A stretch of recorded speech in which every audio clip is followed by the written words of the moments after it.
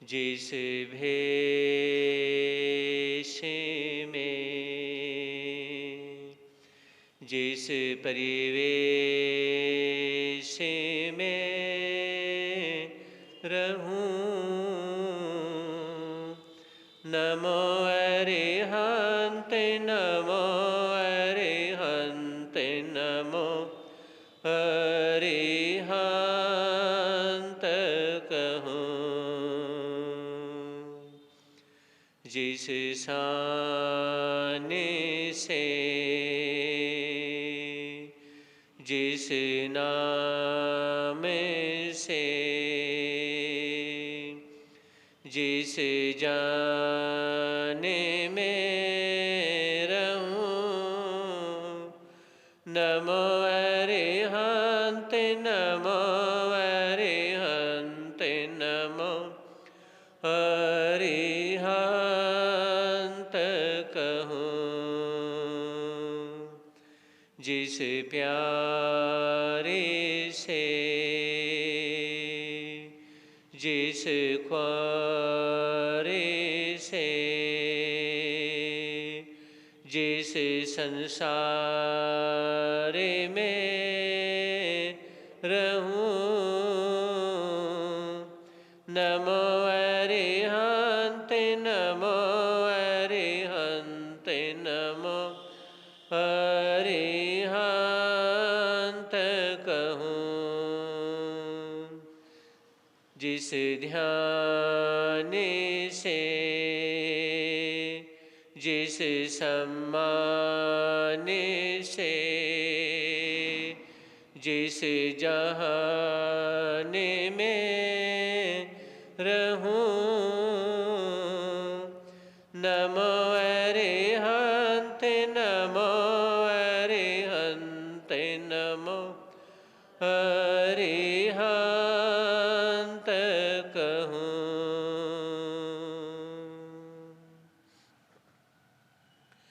है समय नदी की धार के जिसमें सब बह जाया करते हैं। है समय बड़ा तूफान प्रबल पर्वत झुक जाया करते हैं।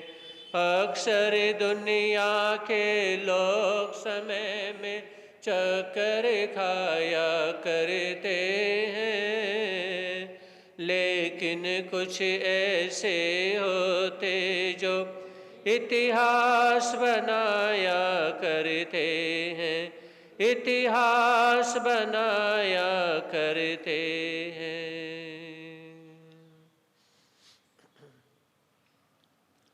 चरम तीर्थंकर शरवण भगवान महावीर स्वामी के चरणों में कोटि से वंदन अभिवंदन। पूज्य गुरुदेव के पावन चरणों में असीम आस्था के साथ कोटि से वंदन अभिवंदन। सुन रहे आप लोग भगवान महावीर की अंतिम देशना उत्तरायण सूत्र के माध्यम से।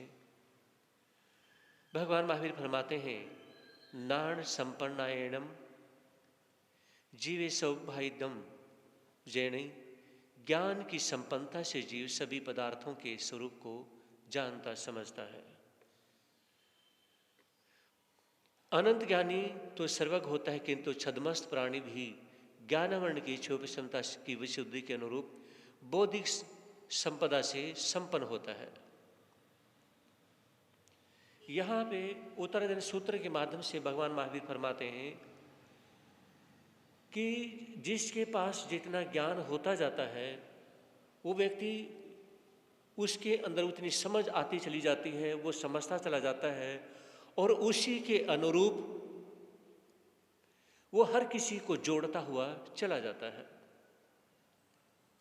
अपने उत्तर भारत में जो सबसे फेमस जो क्षेत्र रहा है, चांदनी चौक दिल्ली का रहा है, जहाँ पर गृहस्थी जितने भी परिवार हैं तकरीबन मोस्टली शास्त्रों के ज्ञाता परिवार रहे हैं। अब तो वहाँ पर बहुत कम है, लेकिन अब भी जितने भी हैं वो सारे अपने जो 32 शास्त्र हैं सभी के पढ़ने वाले और सभी शास्त्रों के वो ज्ञाता हैं। पहले दादा पढ़ते थे, फिर पिताजी पढ़ते थे, है ना, फिर बच्चे, तो एक दूसरे यानी कि पढ़ते पढ़ते क्या बचपन से ही, जैसे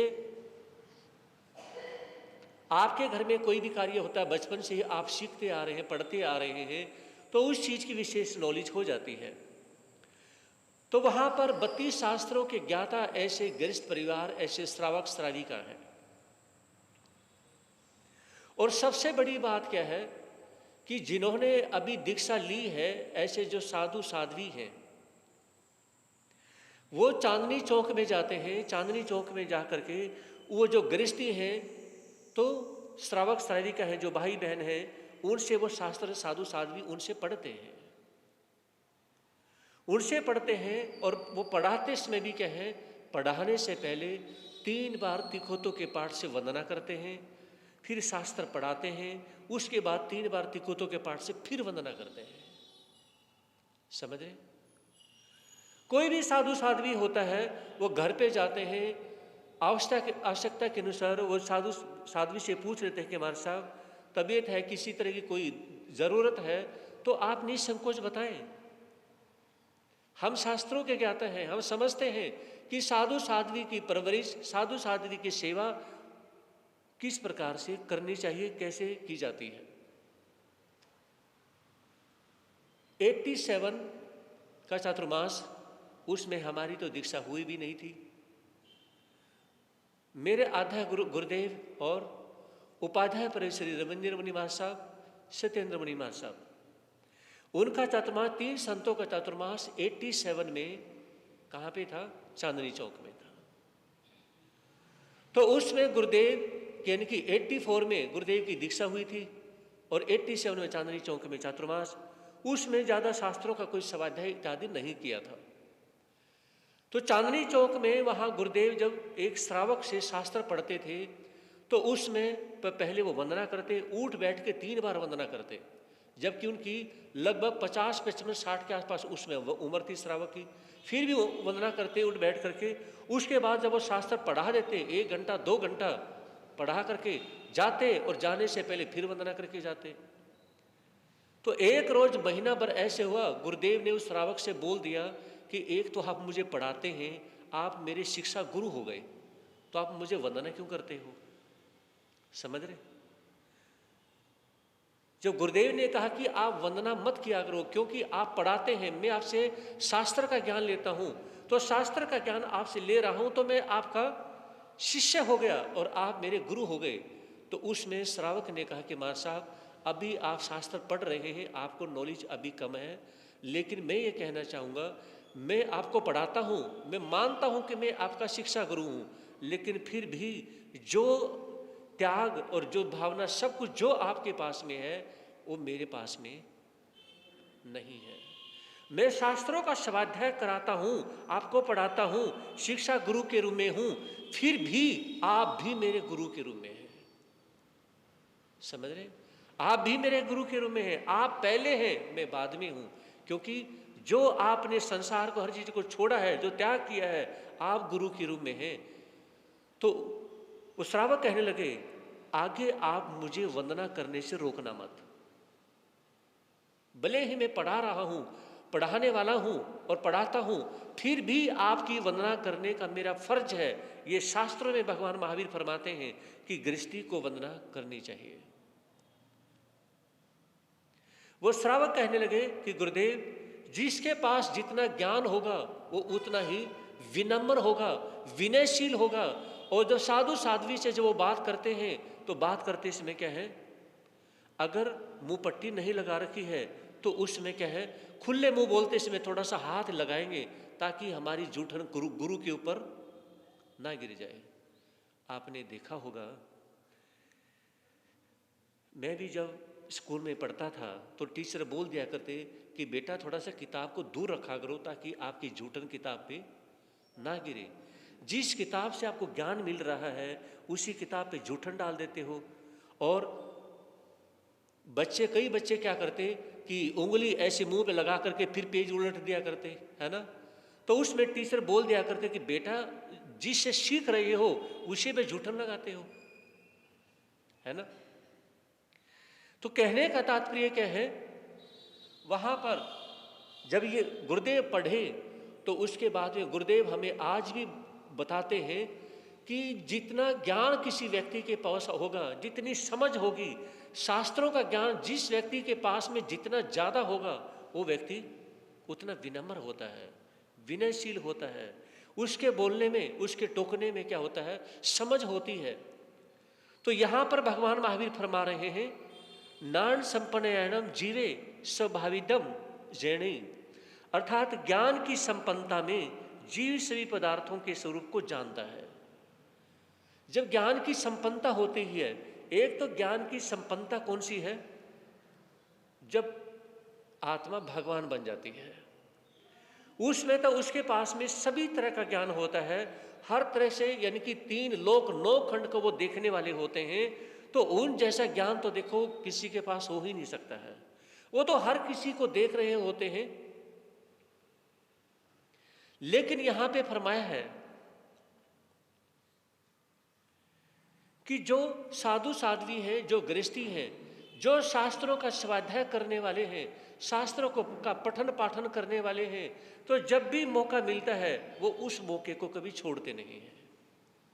जब भी मौका मिलता है उसको वो छोड़ते नहीं हैं, शास्त्रों का स्वाध्याय करते हैं। हम गन्नौर मंडी में ठहरे हुए थे, एक श्रावक लगभग 75-80 साल की उम्र, राजस्थान से वो आते हैं और गुरुदेव के पास आते रहते हैं।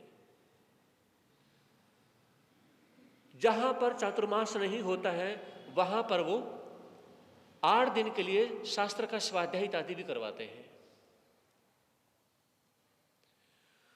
तो गन्नौर मंडी में उनका आना होता है कि देखिए, इतने शास्त्रों के ज्ञाता और इतने व्रत तपस्या सब कुछ पूरा साल उनका चलता है, व्रत तपस्या पूरा साल उनका चलता रहता है, शास्त्रों का पठन पाठन करते हैं, और इतनी उम्र होने के बावजूद भी आज क्या है, सिर्फ वो धर्म की जिंदगी जीते हैं और कोई कुछ भी नहीं। वो एक ही बात कहते हैं कि महाराज जी, जब स्वाध्याय नहीं किया था, ज्ञान नहीं था, तो उसमें क्या था, ना तो बोलने का ध्यान रहता था, ना खाने पीने का, और ना उठने बैठने का किसी प्रकार का सलीका नहीं था। जब से ये शास्त्रों का पठन पाठन शुरू किया, जब से शास्त्रों को पढ़ना शुरू किया, उठना बैठना, बोलना चलना, खाना पीना, हर चीज की समझ आ गई। समझ रहे, हर चीज की समझ आ गई है। तो भगवान महावीर फरमाते हैं कि जिसके अंदर ज्ञान की समझ कम होती है, उसी व्यक्ति को नहीं पता होता खाना क्या है, बोलना क्या है, रहना कैसे है, जाना कहाँ पे है, करना क्या है, उसे नहीं पता होता। महात्मा भर्तृहरि, जिन्होंने 3 शतक लिखे हैं, वैराग्य शतक, नीति शतक और श्रृंगार शतक, पढ़ने का मौका मिला है। और 2-3 चातुर्मास ऐसे हुए हैं कि उनके जो शतक लिखे उन्होंने, वैराग्य और नीति शतक, वो मैंने सुनाई भी हैं, बहुत अच्छी हैं, तो वो सुनाने का मौका भी मिला है। तो महात्मा भर्तृहरि कहते हैं कि मैं अपने आप को बहुत बड़ा ज्ञानवान समझता था कि मेरे जैसी नॉलेज किसी के पास में नहीं है। लेकिन जब मैं बड़े बड़े विद्वानों की सभा में गया तो उसमें मुझे महसूस हुआ कि मुझे तो नॉलेज, कुछ भी नॉलेज नहीं है। जो नॉलेज मेरे से, जो बड़े बड़े जो संत महात्मा लोग हैं, जिनके पास में शास्त्रों का अकूट खजाना, उनके पास ज्ञान है, तो वहां पर जाकर के देखा, मेरा तो घमंड उसी तरह से उतर गया जिस तरह से कपूर की खुशबू क्या है, धीरे धीरे वो खत्म हो जाता है। मेरा तो घमंड ही खत्म हो गया। कहा कि नॉलेज कम थी तो उसमें अपने आप को बहुत बड़ा समझता था, और जैसे जैसे नॉलेज बढ़ी है ना, उसमें अपने आप को छोटा समझना शुरू कर दिया। जब नॉलेज कम थी तो बड़ा समझता था, और नॉलेज ज्यादा हुई तो छोटा समझना शुरू कर दिया। मन के अंदर ये भाव पैदा हुआ कि अभी तो मैंने कुछ भी नहीं सीखा है, और उसमें मैं विद्वानों की सभा में जाकर के मेरा नतमस्तक झुक गया, और मुझे महसूस हुआ कि तुझे चुप रहना चाहिए। महात्मा भर्तृहरि क्या कहने लगे, वो विचार करने लगे, तुझे चुप रहना चाहिए। क्यों चुप? इसलिए रहना चाहिए, जब बोलने की समझ नहीं है तो चुप रहने में फायदा है। बोलने की समझ नहीं तो चुप रहने में फायदा है। जब बड़े विद्वानों के पास में जाकर के सीखा और समझा तो एहसास हुआ कि अभी तो समझ की बहुत कमी है, अभी तो जिंदगी में बहुत कुछ सीखना बाकी है, अभी तो जिंदगी में बहुत कुछ सीखना बाकी है। और चाहे साधु साध्वी हैं, चाहे गृहस्थी हैं, कोई भी है, जब हम ये समझते रहेंगे ना अभी तो हमें नॉलेज बहुत कम है, तो हम आगे सीखते रहेंगे। अगर साधु साध्वी ने भी सोच लिया या गृहस्थी ने सोच लिया हमें तो बहुत नॉलेज हो चुकी है, तो वो आगे बढ़ने बंद हो जाएंगे। समझ रहे, आगे बढ़ने बंद हो जाएंगे, फिर उनकी नॉलेज रुक जाएगी। और क्या होगा कि वो आगे पढ़ना बंद कर देंगे, गुणना बंद कर देंगे, स्वाध्याय करना कम कर देंगे या बंद कर देंगे। बस वो क्या करेंगे, उसी में यानी कि मशगूल होते रहेंगे और इस प्रकार से वो दिखाएंगे कि मुझे बहुत नॉलेज है। तो भगवान महावीर फरमाते हैं कि आप अपने धीरे धीरे अपने ज्ञान को बढ़ाइए, जो ज्ञान सीखा है उसको दोबारा से फिर पढ़िए, क्योंकि जैसे आपने कपड़ा धोया है, कपड़ा धोने के बाद में वो शुद्ध हो जाता है, साफ हो जाता है, उसी तरह से ज्ञान को बार बार धारण करने से, शास्त्रों का स्वाध्याय करने से हमारी आत्मा के अंदर क्या आती है, विशुद्धि आती है, वो आत्मा शुद्ध होती है। तो अगर आत्मा को शुद्ध करना चाहते हैं तो उसको बार बार शास्त्रों का पढ़ना बहुत जरूरी होता है।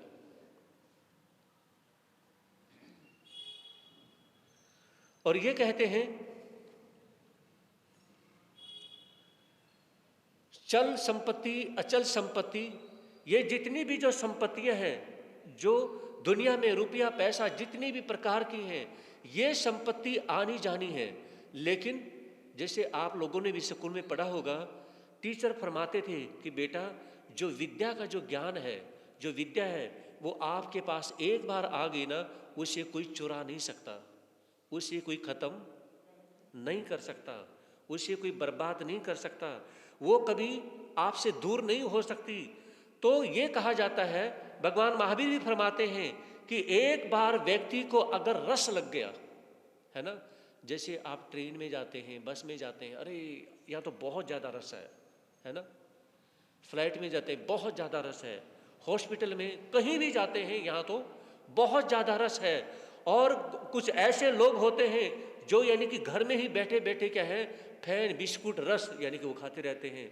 लेकिन भगवान ये कहते हैं कि साधु साध्वी जो होते हैं वो भी रस लेते हैं, लेकिन वो परमात्मा की वाणी में रस लेते हैं, परमात्मा की वाणी में रस लेते हैं। और जिसको भगवान की वाणी में, शास्त्रों में जिसको रस आना शुरू हो गया, वो फिर किसी और रस की उसे आवश्यकता नहीं रहती है। तो ये कहते हैं कि एक बार एक बुजुर्ग जो मुस्लिम होते हैं, वो जन्म से अंधे हैं और भिक्षा मांगते मांगते एक बार वो मस्जिद पे पहुंच जाते हैं और जो वहाँ पर पौड़ी पे जब वो मत्था टेकते हैं और बैठ जाते हैं, तो मौलवी ने कहा कि आपको यहाँ तो कुछ नहीं मिलने वाला। तो उसमें उस बुजुर्ग मुस्लिम ने कहा कि अगर यहाँ भी नहीं मिलेगा तो फिर कहाँ मिलेगा, यहाँ भोजन नहीं मिलेगा कोई बात नहीं, ज्ञान तो मिलेगा। क्या कहा, अगर भोजन नहीं मिलेगा, मैं भूखा हूं, मुझे भोजन चाहिए, अगर वो नहीं मिलेगा तो कम से कम यहाँ ज्ञान सीखने को तो मिलेगा। समझ रहे, ज्ञान तो सीखने को मिलेगा। जिसमें आपने सुना था कल्प सूत्र के अंदर परिषण पर्वों में, तो उसमें जब राजकुमार, पार्श्व जो राजकुमार है वो जाते हैं और तापस ऋषि ने जो पंचांगनी तप जब कर रहे थे, तो उनके वहाँ पे जाके जब देखते हैं तो उन्होंने, पार्श्व राजकुमार ने क्या कहा कि ये जो मोटा सा लक्कड़ है, इसमें नाग और नागिन का जोड़ा जल रहा है। तो वो यानी कि लक्कड़ चीरा जाता है और नाग नागिन को जो बाहर निकाला जाता है, तो उसमें भगवान यानी कि जो पार्श्वनाथ वो राजकुमार के रूप में थे, उन्हें नौकार मंत्र सुनाते हैं और उन्हें कहते हैं कि आपने इस तापस ऋषि पर किसी प्रकार का वैर विरोध नहीं करना, आपने अपनी गति सुधारनी है, आप आगे की गति देखें, आपने क्या नहीं करना, कोई वैर विरोध नहीं करना, वैर विरोध करने से आपकी बुरी गति हो जाएगी। आप नाग और नागिन हैं और आप प्राण छोड़ने वाले हैं, तो प्राण छोड़ने से पहले आप नमोकार मंत्र को धारण करें। समझ रहे हैं? ये आपने कल सूत्र में सुना था। प्राण छोड़ने से पहले आप नवकार मंत्र को धारण करें। और पार्श्व राजकुमार थे, उन्होंने इतना सा ज्ञान दिया, किसको? नाग नागिन को। आप क्या करें? नवकार मंत्र धारण करें। और नवकार मंत्र से धारण करवाता है। छोड़िए जो हो चुका है, वैर विरोध को छोड़िए और आप नवकार मंत्र को धारण करिए। जब उन्हें राजकुमार नवकार मंत्र उन्हें बोलते हैं, और नवकार मंत्र अब देखिए वो सुन के और क्या कर लेते हैं, उनके प्राण निकलते हैं और धरणेन्द्र पद्मावती बनते हैं। धरणेन्द्र पद्मावती वो देवी देवता है, छोटे मोटे देवी देवता नहीं। कुछ तो ऐसे देवी देवता होते हैं जो कभी धरती पर आते ही नहीं है। समझ रहे? वो कभी नहीं आते हैं। जो बहुत ऊंचे लेवल के होते हैं वो कभी नहीं आते जाते हैं। और इसी तरह से मेरे परमात्मा फरमाते हैं यहां पर कि जब आपके अंदर ज्ञान की हाई लेवल की ऊंची पराकाष्ठा आपके अंदर आएगी, तो आप सिर्फ पब्लिक के बीच में इतना सा लेंगे जितनी सी आपको जरूरत है। आपको कपड़े की जरूरत है, आपने कपड़ा ले लिया, है ना? आपको कॉपी पेन की जरूरत है, आपने वो ले लिया।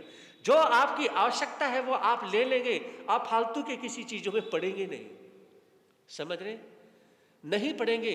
तो ये कहा जाता है कि जो ज्ञान सीखने के बाद में उस ज्ञान की जो पराकाष्ठा है उसमें आप ऊंचा उठते जाएंगे, तो आप अपने आप को क्या करेंगे? अपने आप को संसार से अलग करने की कोशिश करेंगे और धरणेन्द्र पद्मावती बन गए। तो यहां पर कहने का है मतलब है, और विदुर भी अपनी विदुर नीति में कहते हैं, न देवादन माधाय रक्षन्ति पशुपालवत यम तृषितु मीछन्ति बुद्धा स्वयं भजन्ति तम। अर्थात देवता लोग लाठी लेकर गवाले की तरह किसी की रक्षा नहीं करते, अपितु जिस पुरुष की रक्षा करना चाहते हैं उसे सद्बुद्धि प्रदान करते हैं। क्या समझे? विदुर ने अपनी नीति में कहा है, चाणक्य नीति, विदुर नीति, है ना? ये भी बुक मेरे पास रखी है और विदुर नीति भी पढ़ने का अवसर मिला है। तो विदुर नीति में विदुर क्या कहते हैं कि जो बहुत अच्छे लेवल के जो देवी देवता हैं, एक तो देखिए जो भूत प्रेत होते हैं ये भी क्या है? देवी देवता है, लेकिन वो नीच जाति के देवी देवता है। तो जो उच्च जाति के देवी देवता होते हैं, अगर आप उनकी भक्ति करेंगे, जैसे अभी नवरात्रे चल रहे हैं, है ना? नवरात्रे में आप अपनी कुल देवी या माता उसकी जो भी नवरात्रे करें, व्रत इत्यादि करें, है ना? और भूखे को किसी को भोजन इत्यादि करवाएं, तो उसमें अगर कुल देवी आपकी प्रसन्न होगी तो उसमें ये नहीं कि आप बूढ़े हैं तो वो आपके हाथ में डोगा दे देगी। समझ रहे मेरी बात को? वो ऐसे सहारा नहीं बनने वाली। वो क्या करेंगी, यानी कि जो देवी देवता होते हैं, उच्च जाति के जो देवी देवता होते हैं, वो आपको ज्ञान देंगे, वो आपको शिक्षित करेंगे, वो आपको समझाएंगे कि आप इस तरह से रहें।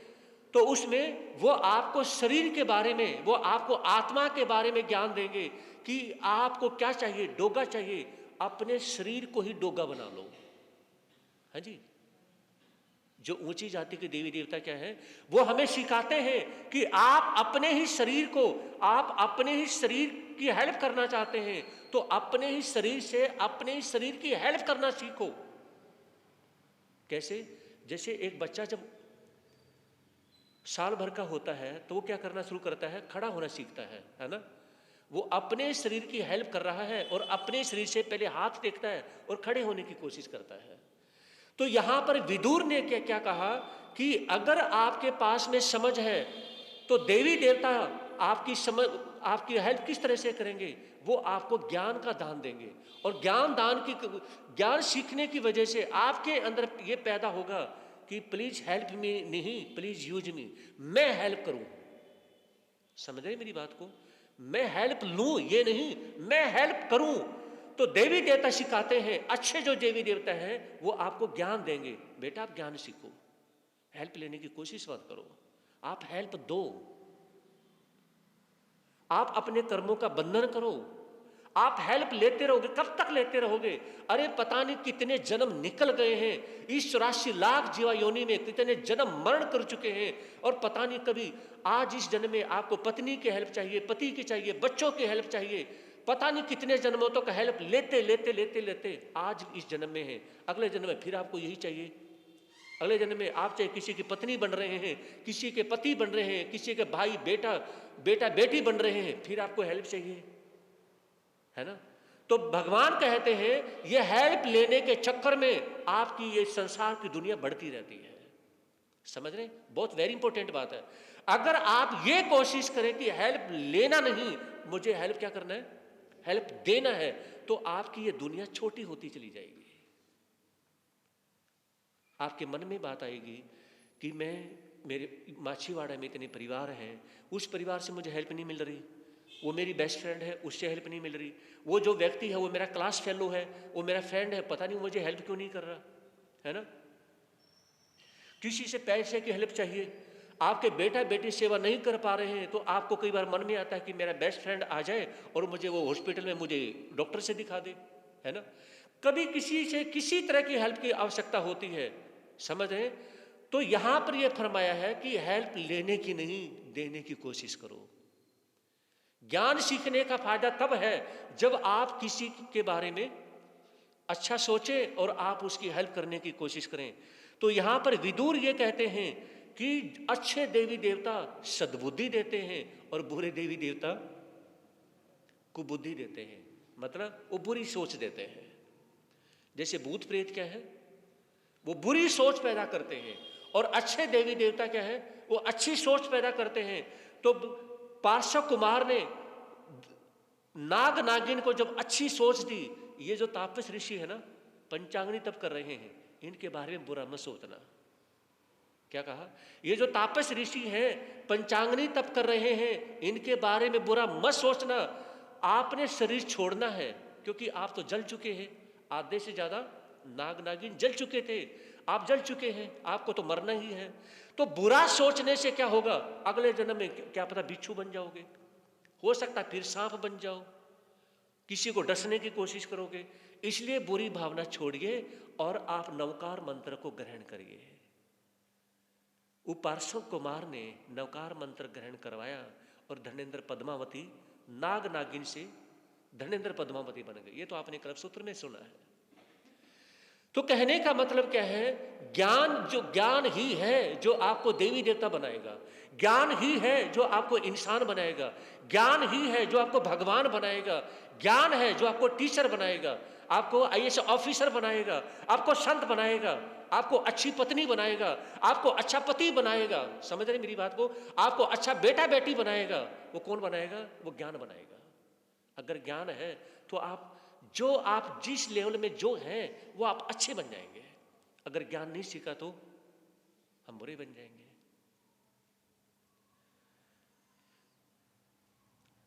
तो यहां पे फरमाया है कि कुछ व्यक्ति ऐसे होते हैं जिनको दुष्ट प्रकृति के जो व्यक्ति होते हैं वो सिर्फ एक अपना फायदा चाहते हैं। वो ये विचार करते हैं बस मेरा ये कार्य पूरा हो जाए, और वो ज्ञान में क्या है? चतुर होते हैं।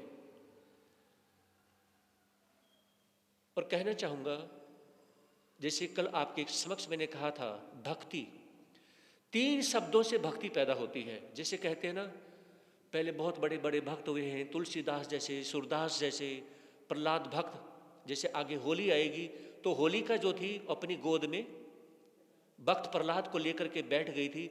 होलिका तो जल गई, लेकिन जो भक्त प्रहलाद थे वो नहीं जले। तो वो क्यों नहीं जले? जो भक्त होते हैं उनके पास 3 चीजें होती हैं। एक सरलता होती है ना, जैसे बच्चे जो नेचुरल होते हैं, सरलता।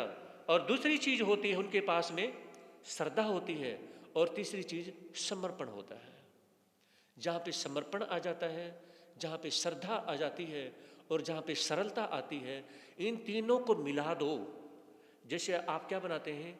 कस्टर्ड बनाते हैं। कस्टर्ड जो बहुत कष्ट के द्वारा बनाया जाए, है ना, तो जिसमें यानी कि कई तरह के फ्रूट यानी कि काट पीट करके उनको तैयार करके बना दिया तो कस्टर्ड बन गया, है ना। तो उसी तरह से तीन चीजों को मिक्स कर दो तो भक्ति पैदा हो जाती है। अगर इन तीन में से एक भी चीज अगर नहीं है तो भक्ति नहीं है। मीरा के पास में सरलता भी थी, है ना, वो किसी के साथ छल कपट नहीं करती थी, उसके पास श्रद्धा भी थी और उसके पास समर्पण था। समर्पण था भगवान के लिए, समझ रहे हैं, श्रद्धा थी यानी कि धर्म के लिए, और सरलता थी आम पब्लिक के लिए, समझ रहे हैं। तो ये जो वेरी इंपॉर्टेंट जो पॉइंट होते हैं ये नोट बनाने के होते हैं, ये नोट्स बनाइए ताकि आपको पता चले कि भक्ति का मतलब क्या है। इन तीन चीजें हैं तो भक्ति का मतलब ये है। सुना था आप लोगों ने श्रीपाल और मैना सुंदरी के बारे में। श्रीपाल मैना सुंदरी देखिए, श्रीपाल एक छोटा सा बच्चा है और रानी जो है सलाह किससे लेती हैं? अपने परिवार के मेंबर से नहीं, है ना। यानी कि जो देवर लगते हैं, जो परिवार के, उनसे सलाह नहीं ली, मंत्री से सलाह ली। और उनके सलाह लेने के बाद में मंत्री ने क्या किया कि वो श्रीपाल को और उनकी मम्मी उनको कहने लगे कि मैं श्रीपाल को आने वाले टाइम में राजा बनाना चाहता हूं। समझ रहे, मैं श्रीपाल को राजा बनाना चाहता हूं। अब रानी खुश हो जाती है, मेरे पति तो नहीं है लेकिन ये मेरे बेटे को राजा बनाना चाहते हैं, समझ रहे। लेकिन फिर उन्होंने जब देखा कि ये मेरे से ही सलाह लेते हैं और परिवार से बाहर सलाह लेने का नतीजा क्या होता है, तो उस मंत्री ने क्या किया कि एक रोज ऐसा खेल खेला और रानी को कहा कि देखिए मैं आपके बेटे को राजा तो बनाना चाहता हूं लेकिन राजा जो है इनको मार देगा। आप क्या करें कि इनको लेकर के आप चली जाएं।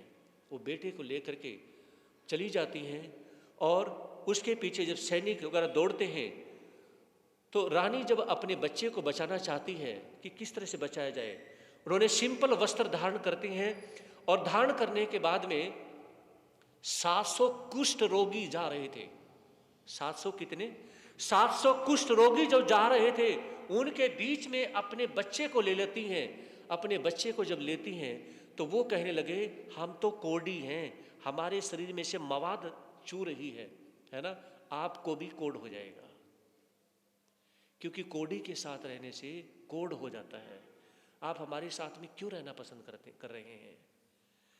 तो उसमें कहा कि कोई बात नहीं, वो अपनी जान बचाने के लिए कोढ़ियों के बीच में रहना शुरू कर देती है, समझ रहे।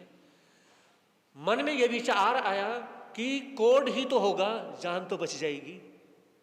हाँ जी, कोढ़ ही तो होगा, जान तो बच जाएगी, मैं अपने बच्चे की जान बचाना चाहती हूं। तो जो 700 कुष्ठ रोगी थे वो कहने लगे कि आपका बच्चा नाजुक है, छोटा बच्चा है और छोटे बच्चे को बीमारी जल्दी यानी कि पकड़ लेती है, तो आप जो है ना हमें छोड़ दे। लेकिन वो कहने लगी कि नहीं, मुझे तो आप लोगों के बीच में ही रहना है, समझ रही मेरी बात को। तो 700 कोढ़ियों के बीच में उनके साथ, उनके बीच में यानी कि वो जो मेन मार्ग से जा रहे थे उनके साथ में वो चलना शुरू करती है तो सैनिकों की पकड़ में नहीं आती है, पता ही नहीं चलता है। सबको लगता है कि ये तो सारे के सारे कोढ़ी जा रहे हैं और बहुत बदबू आ रही होती है, क्योंकि जब मवार चू रही होती है और जब स्मेल आती है तो कोई पास में खड़ा होना पसंद नहीं करता। लेकिन अपने बच्चे को बचाने के चक्कर में, जान बचाने की उसमें, उस माँ को वो बदबू और वो कोढ़ भी पसंद हो गया कि कोई बात नहीं, बच्चे की जान बचानी है तो मुझे ये भी मंजूर है। ये कहते हैं भगवान ऋषभ देव की जो माता थी, माता मोरा देवी, माता मोरा देवी जब भगवान अपने ही बेटे, क्योंकि भगवान जो ऋषभ देव थे वो माता मोरा देवी के क्या थे, उनके बेटे थे। तो अपने यानी कि पोते से, बर से कहती हैं कि बेटा मुझे अपने बेटे के पास लेकर के चलो, मैं उनके दर्शन करना चाहती हूँ। सुना है कि वो उनको केवल ज्ञान के दर्शन की प्राप्ति हो चुकी है और मैं उन भगवान के दर्शन करना चाहती हूँ। तो एक रोज यानी कि जब वो उनको जब वो लेके जाते हैं, भरत लेके जाते हैं, और इधर जो श्रेयांश कुमार थे उनके मन में आती है, और एक जो मरीचि जो भगवान महावीर हुए हैं, उसमें भगवान ऋषभदेव कि उसमें जो भगवान ऋषभदेव के जो पोते थे मरीचि के रूप में, तो उनकी आत्मा आकर जाकर के भगवान महावीर बनते हैं। आपने सुना था। तो मरीचि के अंदर ये भावना पैदा होती है कि उनके अंदर एक बहुत बड़ी खूबी थी और एक बहुत बड़ी कमी भी थी। कमी तो यह थी कि वो हर किसी का माइनस पॉइंट देख लेते तो बोले बिना रहते नहीं थे। समझ रहे? किसी के माइनस पॉइंट कुछ भी देख लेते तो बस वो बोले बिना टोके बिना रहते नहीं थे। और प्लस पॉइंट ये था कि किसी के पास में प्लस पॉइंट देख लेते, अब ये प्लस पॉइंट मेरे पास होना चाहिए, चाहे कुछ भी करना पड़े, बस। समझ रहे? इस व्यक्ति के पास ये क्वालिटी है तो ये क्वालिटी मेरे पास आएगी, चाहे जो मर्जी करना पड़े मुझे। तो वो यानी कि प्लस पॉइंट उसको लेने के लिए और वो खूबी लेने के लिए उस व्यक्ति के पैर चाटने पड़े, मंजूर है। उसके पैर धो के पीना पड़े, वो भी मंजूर है। बस उनकी एक खूबी थी कि ये प्लस पॉइंट आना चाहिए, चाहे मुझे उसके पैर धो के पीना पड़ जाए, बस। है ना? ये उनकी खूबी भी थी। तो ये खूबी होने की वजह से माइनस पॉइंट की तरफ कोई देखता नहीं था, खूबी की तरफ सभी ध्यान देते थे, क्योंकि वो हर किसी के पैरों में गिर जाते थे। जैसे आप कुत्ते को रोटी का टुकड़ा जब डालेंगे ना, तो वो पूंछ हिलाएगा और पैर चाटना शुरू कर देता है। तो उसकी एक खूबी थी कि चाहे मुझे कुछ भी करना पड़े, पैर चाटने पड़े, जीभ से चाटने पड़े, जो मर्जी करना पड़े, मेरे अंदर वो प्लस पॉइंट आना चाहिए जो किसी के पास नहीं है, जो किसी के पास में नहीं है। तो महापुरुष ये कहते हैं कि बहुत से व्यक्ति सीखने के पीछे भागते हैं, बहुत से व्यक्ति ज्ञान सीखने के पीछे भागते हैं, बहुत से व्यक्ति नाम कमाने के पीछे भागते हैं, बहुत से व्यक्ति इस प्रकार से करते हैं कि मेरा नाम हो जाए। लेकिन कुछ व्यक्ति ऐसे होते हैं, उनको नाम नहीं चाहिए, उनको काम नहीं चाहिए, उनको तो बस सामने वाले की भलाई करने से मतलब होता है। तो ऐसे व्यक्ति कम होते हैं। और तभी तो कहावत पैदा हुई, नेकी कर कुएं में डाल, नेकी कर कुएं में डाल। अगर एक व्यक्ति नेकी करता चला गया और कुएं में डालता चला गया, तो इसका मतलब क्या है पता है? इसका मतलब है नेकी कर कुएं में डाल, मतलब अपने पल्ले में पुण्य का बंधन कर लेना। इसका मतलब क्या है? पुण्य का बंधन कर लेना। आप जो मनुष्य चोले में जो अभी जो बैठे हुए हैं, जो मेरे सामने भाई लोग बैठे हुए हैं, माताएं बहनें बैठी हुई हैं, आपने पिछले 2 4 10 20 नहीं, हजारों नहीं, पता नहीं कितने जन्मों में आपने एक काम किया है, नेकी करते गए कुएं में डालते गए, नेकी करते गए और कुएं में डालते गए। आज जो आप मनुष्य गति के रूप में हैं, जो आप भाई बहन के रूप में यहां पर बैठे हुए हैं, आपने बहुत जन्मों में नेकी की है और कुएं में डाली है, उसका नतीजा ये है जो आप मनुष्य गति में हैं। समझ रहे हैं? तो मनुष्य गति इंसान को तब मिलती है जो नेकी करता है, कुएं में डालता है। तो इस जन्म में भी नेकी करो, कुएं में डालो। इस आदत को छोड़ना मत।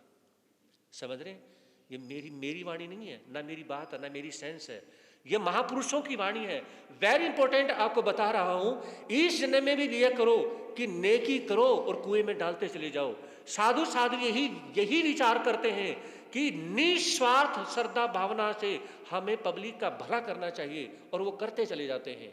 नेकी कर कुएं में डाल। किन्हीं जन्मों की वजह से अगर आप अगला जन्म मान लीजिए आपको मनुष्य गति का नहीं मिला, तो पुण्य तो इकट्ठा होता चला जाएगा ना, आपका बैंक बैलेंस तो बढ़ता जाएगा। अगले जन्म में नहीं, फिर आपको मनुष्य का चोला मिलेगा। पता नहीं किस जन्म में ऐसा मनुष्य का चोला मिल जाए कि इस धरती पर भगवान हो और आपका उस समय जन्म हो जाए। समझ रहे? अगर नेकी करते गए, कुएं में डालते चले गए, तो उस समय आपका जन्म हो सकता है, जिसमें धरती पर आगे भगवान का जब जन्म होगा, यहां पे आएंगे, उस समय आपका जन्म हो गया तो क्या होगा? बल्ले बल्ले हो जाएगी, है ना? बल्ले बल्ले हो जाएगी और आप परमात्मा बन जाएंगे। इसलिए नेकी कर कुएं में डाल। नवरात्रि चल रहे हैं और इन नवरात्रों में बहुत से क्या करते हैं, अपनी कुलदेवी माता की जो है ना ज्योत जलाते हैं। और कल संक्रांति है, आज संक्रांति नहीं, कल 18 तारीख है, तो कल आपके समक्ष संक्रांति सुनाने का भाव रहेगा। वैसे तो आज भी मुझे तो सुनाने में कोई दिक्कत नहीं, आज की भी लिखी हुई है। वैसे आप देखेंगे जैसे कि बहुत से यानी कि हर चीज़ क्या है कि डबल डबल हो जाती है, और आप उसमें यानी कि उसमें पंचांग में देखेंगे और पंचांग में भी देखेंगे, और इसमें क्या बोलते हैं गूगल पे भी देखेंगे। यानी कि आज हर चीज़, ऐसी कोई चीज़ ही नहीं जो गूगल पे नहीं आई हो, उसमें भी आ जाती है, और पंचांग में भी देखते हैं। तो आज यानी कि 17 तारीख है, मंगलवार है, और तीसरा नवरात्रा है। तो इसमें आप अपने कुलदेवी की ज्योत जलाने का भाव रखें, जो आपकी देवी है। और बहुत से परिवार क्या करते हैं, अखंड ज्योत जलाते हैं। तो अखंड ज्योत पूरी तरह से 100% तो शायद लाखों करोड़ों में एक आध परिवार होगा जो जला सकता है, नहीं तो वो जल्दी से जल्दी नहीं है। लेकिन नवरात्रों में क्या है, अपने परिवार की जो यानी कि परिवार में उनको इकट्ठा करें और अपने कुलदेवी के उनकी वो करें। और जो नवरात्रे हैं, ये नवरात्रि क्या हैं, आप ये करने का भाव अवश्य रखें। ये आज की संक्रांति है, और इसमें अगली संक्रांति तक आप क्या करेंगे, अगली संक्रांति तक नमो जिनाणम जे बहणम का जाप करेंगे। और जिस दिन संक्रांति होती है उस दिन आप थोड़ा बहुत दान, चाहे आप यानी कि बाहर कुत्ते को रोटी डालना या कुछ भी यानी कि गाय को चारा देना इत्यादि वो जरूर करें।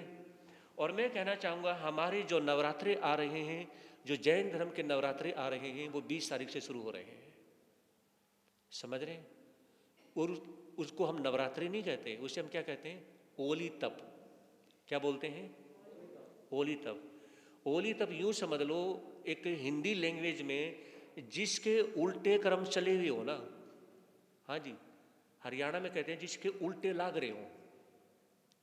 हरियाणवी भाषा में बता रहा हूँ मैं आपको, जिसके उल्टे लाग रहे, क्योंकि यहाँ पर बहुत सारे क्या है, जैसे प्रधान जी हैं, फौजी साहब हैं, राजू, कई परिवार तो यहाँ पर क्या है, हरियाणा के तो बैठे ही नहीं, पीछे रहने वाले तो हरियाणा के ही हो समझे नहीं।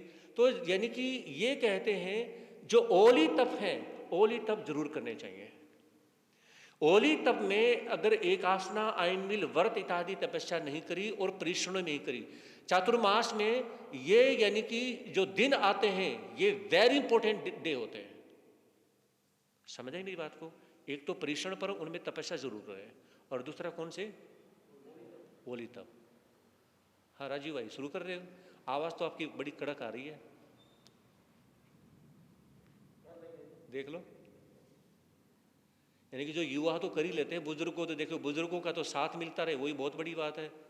बिन्नी है, आशीष, 1 अठाई नहीं कर लिया अभी तक। वैसे ये जो युवा हैं वो सेवा में आगे रहते हैं, लेकिन मैं कहना चाहूँगा ओली तप जरूर करने का भाव रखें।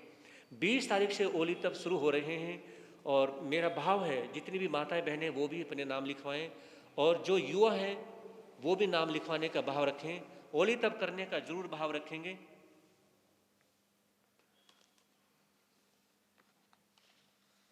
और इसमें कल से यानी कि जो प्रवचन का समय रहेगा वो 8:30 से 9:30 का समय रहेगा, क्योंकि अब 8, सवा 8 बजे का बच्चों का जाने का जो स्कूल का टाइम हो चुका है। तो उसमें कई माताएं बहनें वो देखिए परिवारों में कि महाराज जी अगर 8:30 का समय होता है, और वैसे भी इन दिनों में क्या है, सभी जगह जो प्रवचन का जो समय है लास्ट में 1-1.5 महीने का जब रह जाता है तो 8:30 का समय प्रवचन का हो जाता है। तो कल से 8:30 से 9:30 का समय रहेगा, तो सभी क्या है समय पर पहुँचें। और आज 1 सामायिक 2 सामायिक हुई हैं, तो मैं कहना चाहूँगा भाई असीम, आशीष, बिन्नी, कभी टोपी उतार लिया करो और सामायिक कल से शुरू कर लो। और हमारी माताएं बहनें हैं वो भी यानी कि सामायिक करने का भाव रखें। विश्वास है कल से आप सभी समय पर पहुँचेंगे, मिल करके 2 लाइनें बोलेंगे।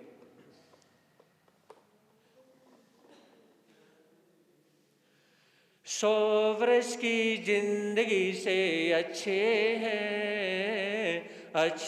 हैं धर्म के 2-4 दिन। 100 वर्ष की जिंदगी से अच्छे हैं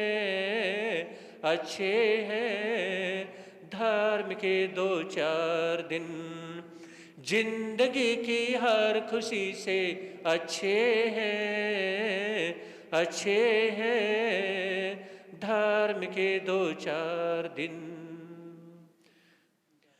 बोलिए श्रवण महावीर स्वामी की, आचार्य भगवान श्री श्री मुनि जी महाराज की, चमत्कारी बाबा परम सेवा पूज्य गुरुदेव श्री प्रेम सुख जी महाराज की, उपाध्याय परम श्री रविंद्र मुनि जी महाराज की, सर्वोदन जुआकर श्री रमणीक मुनि जी महाराज की, प्रज्ञा में ऋषि पूज्य गुरुदेव श्री उपेंद्र मुनि जी महाराज की, जैन धर्म की, श्री चत्तारि मनोरिंता मंगलम सिद्धा मंगलम साहु मंगलम केवली पणंतो धम मंगलम चत्तारि लोगतमा रियंता लोगतमा सिद्धा लोगतमा साहु लोगतमा केवली पणंतो धम लोगतमा चत्तारि शरणं पवेजामि अरियंते शरणं पवेजामि सिद्धे शरणं पवेजामि साहु शरणं पवेजामि केवली पणंतो धम्मो शरणं पवेजामि अरियंतो का शरण सिद्धों का शरण साधु का शरण धर्म का शरण। ये 4 शरण दुख हरण जगत में और न शरणा कोई। जो भव प्राणी करे आचरण उसका अजर अमर पद उसका सदा ही